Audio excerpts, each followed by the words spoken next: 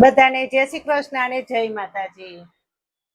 તો હું સગુણાબેન આહિર સુરતથી સ્વાગત છે તમારું મારા કિચનમાં। તો આજે આપણે બનાવીશું લીલા નારિયેળની ચટણી। આપણને બધાને ખબર છે કે આપણે જ્યારે ઢોસા બનાવીએ ત્યારે પણ આ લીલા નારિયેળની ચટણી ચોક્કસથી બનાવીએ છીએ, અને ઈડલી સંભાર બનાવીએ ત્યારે પણ આ લીલા નારિયેળની ચટણી વગર ઢોસા અધૂરા છે। જ્યારે ઈડલી સંભાર બનાવીએ ત્યારે પણ આ લીલા નારિયેળની ચટણી ચોક્કસથી બનાવીએ છીએ। તો ચાલો આપણે સુપર ટેસ્ટી લીલા નારિયેળની ચટણી બનાવવાની શરૂઆત કરીએ। આપણે સરસ મજાની ચટણી બનાવવાની છે, તો તેના માટે મેં અહીં લીલું નારિયેળ લીધેલું છે। એક નારિયેળ લઈ અને આ રીતના ખાડા કરી લીધા છે, અને 24 કલાક માટે મેં પાણીમાં જ રાખ્યા હતા, કારણ કે સોફ્ટ થઈ જાય। પાણીમાં રહેવાથી નારિયેળ એકદમ સોફ્ટ થઈ જાય છે અને ઉપરનો ભાગ આરામથી નીકળી જાય છે। આની ઉપરની પહેલા આપણે છાલ ઉખેડી લેશું। ગમે ત્યારે તમારે ચટણી બનાવવી હોય કે ગમે તે આઈટમ બનાવવી હોય તો તમારે એક રાત માટે નારિયેળને પલાળી દેવાનું, જેથી કરીને નારિયેળ એકદમ સોફ્ટ થઈ જાય।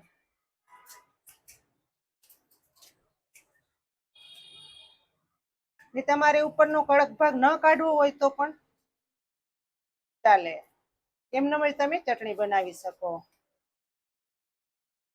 જો મિત્રો, આપણે આખા નારિયેળની સરસ એવી ઉપરની છાલ નીકળી ગઈ છે।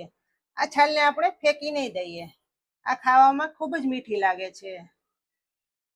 હવે આપણે નાના નાના ટુકડા કરી લેશું, જેથી કરીને પીસવામાં આપણે આસાની પડે। નરમ તો સરસ એવું થઈ ગયું છે, તોય નાના ટુકડા કરવા જ પડે।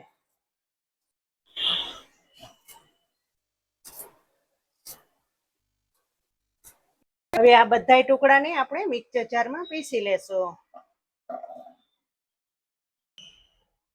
અડધો ગ્લાસ પાણી નાખીશું। પાણી તમે તમારા હિસાબ પ્રમાણે ઓછું કે વધુ કરી શકો છો।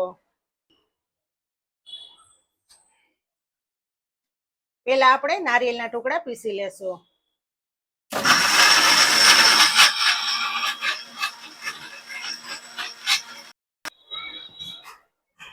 જો સરસ એવું પીસાઈ ગયું છે, એકદમ સફેદ કલર થયો છે। ચટણીમાં નાખવા માટે આપણે 10 કળી લસણની લીધેલી છે, લીલા ધાણા લીધેલા છે, અને 3 થી 4 નંગ તીખા મરચા લીધેલા છે, અને ફુદીનાના પાન લીધેલા છે। આ ચટણીમાં ફુદીનાના પાન અવશ્ય નાખવાના, કારણ કે તેનાથી ટેસ્ટ 100 ગણો વધી જાય છે। કટ કરેલા મરચા નાખી દેશું, ફુદીનાના પાન, લીલા ધાણા અને 10 કળી લસણની। 1 ચમચી ચાટ મસાલો નાખીશું, 1 ચમચી આખું જીરું નાખશું, સ્વાદ પ્રમાણે નમક નાખશું। તમે જો જીરું ન ખાતા હોય તો સ્કીપ કરી શકો છો। બીજું, આ ચટણીમાં કોઈ વસ્તુ નથી નાખવાની। હવે સરસ એવું પીસી લેશું।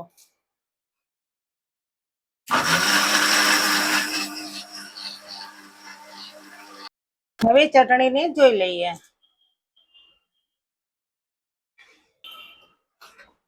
ચટણી આપણી હાઈ ક્લાસ રેડી થઈ ગઈ છે, તો હવે આ ચટણીનો ચટપટો વઘાર કરીશું। એક બાઉલમાં કાઢી લેશું। હવે ચટણીનો વઘાર કરીશું। વઘારિયામાં આપણે તેલ નાખીશું।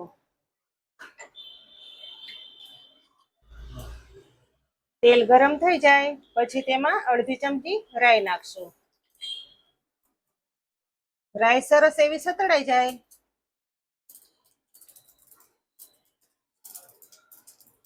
ત્યાર પછી આપણે હિંગ નાખશું ને ગેસ બંધ કરી દેશું।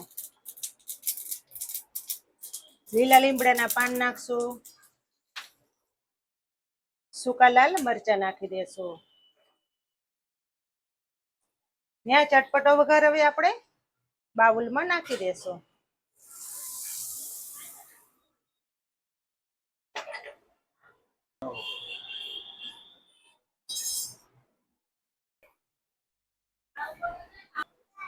ઉપરથી લીલા ધાણાથી ગાર્નિશ કરી લેશું.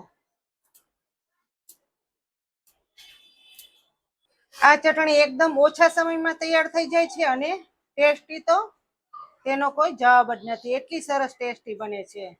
તો તમે પણ આ રીતની ચટણી બનાવજો અને બધાને ખવડાવજો.